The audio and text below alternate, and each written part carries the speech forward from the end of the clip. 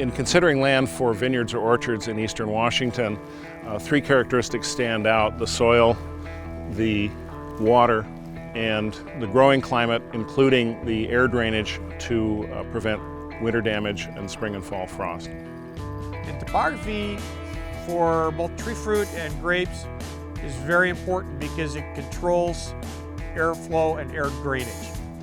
Air, as it cools, particularly in the winter, early spring, as it cools, it becomes more dense.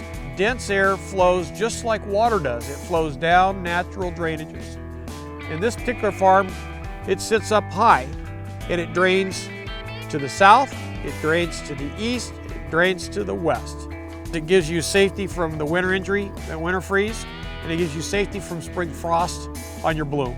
And what we've learned over the last 30 years of growing wine grapes in Washington State is the higher up that you go on the landscape, generally the better for wine grapes, for avoiding freeze problems and that sort of thing. Property like the Weidert farm has the potential to grow all of the mid-season to late-season ripening grapes. The upper slopes are particularly suited for wine grapes. Everything from Syrah and Merlot, Chardonnay, Cabernet Sauvignon, Petit Verdot, Petit Syrah. On the intermediate slopes, tree fruit, principally apples. And the lower slopes, you can do blueberries. The very lowest slopes we think are highly suited to hop production.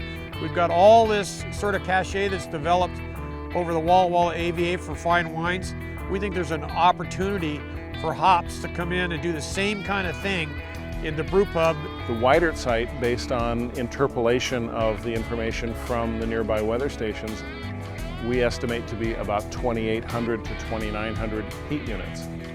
Not as hot as some sites in eastern Washington State, yet many winemakers, many grape growers feel that a slightly cooler site, just a little cooler than the warmest sites we have in the state, actually produce more flavor expressive grapes that produce even better quality wines.